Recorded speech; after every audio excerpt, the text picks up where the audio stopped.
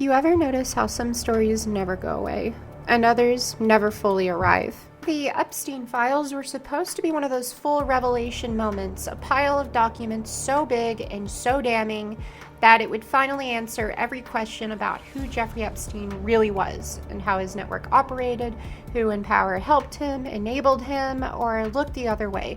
But we are months past the deadline for those files to have been released, and we still haven't seen the full story.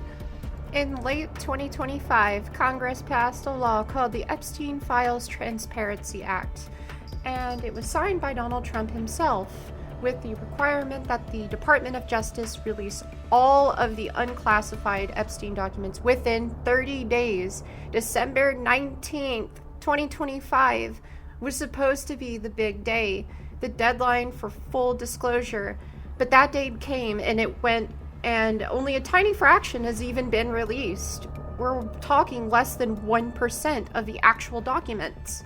Around 12,000 files out of millions that are supposedly being reviewed.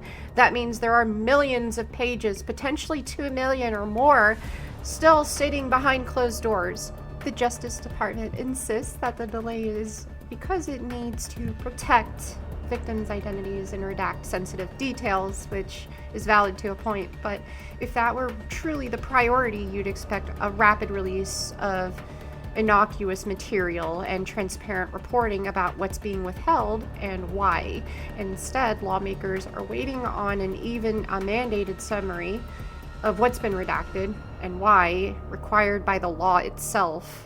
That's not just a slow process, that's a failure to comply with federal law, not to mention the fact that an independent monitor, someone outside of the DOJ to oversee the release, was requested but rejected by a judge, leaving critics even more frustrated. So this raises a question. If the files were truly going to be released, why is it taking so long? Why would an administration that signed the law allow it to be ignored?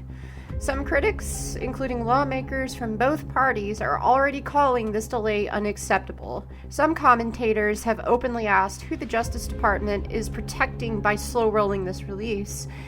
And it's not wild speculation to point out that Epstein's connections, which reached into the elite social and political circles, is exactly the sort of thing that powerful people don't want fully exposed.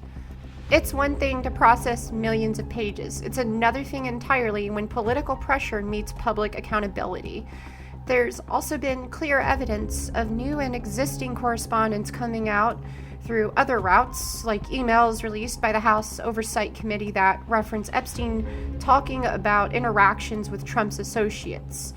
That doesn't automatically prove a cover-up, but it does prove two things. One, there's material out there that hasn't been fully disclosed. Two, powerful figures have reasons, political and personal, to be nervous about what the full record might show.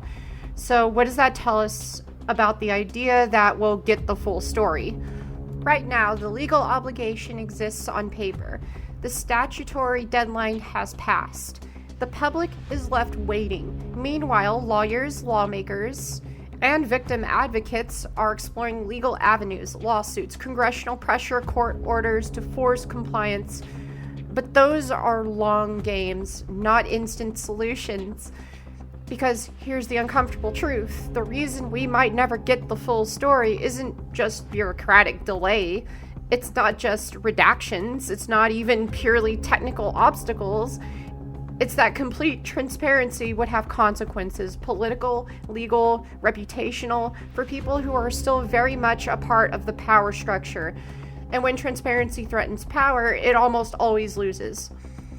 That's why the story of why we can't see the whole story might be the real story. And if this makes you feel like there's a hidden rule book for the powerful, you are not alone. History has shown again and again that the full truth is rarely delivered voluntarily by institutions or leaders when it threatens their standing. Power doesn't hate transparency. It fears it. So maybe the reason we'll never see the full Epstein files isn't because they don't exist, but because we're watching a system protect itself at the expense of truth. I want to be clear about something before I end this. This is my opinion, but it's an opinion shaped by watching how power behaves when it's uncomfortable. I don't think this is just about one man protecting himself. I think what we're watching is a system doing what it has always done when the truth threatens people at the top: closing ranks, slowing processes, losing urgency, redefining transparency until it becomes meaningless. And yeah, that includes Donald Trump and his administration, not because he's unique in this, but because his administration is the one currently holding the cards. And the lack of transparency here isn't accidental, it's deliberate in effect, even if it's bureaucratic in form. What's most frustrating is that this isn't partisan. Corruption doesn't stop at party lines. Predators don't belong to one ideology. And the Epstein case has always been about how far protection spreads when powerful people are implicated. That's why I don't believe the full release is coming, not now, and probably never, not even after Trump is gone. Because the problem isn't just who's in office. It's that our system is built to protect powerful people when the truth becomes inconvenient.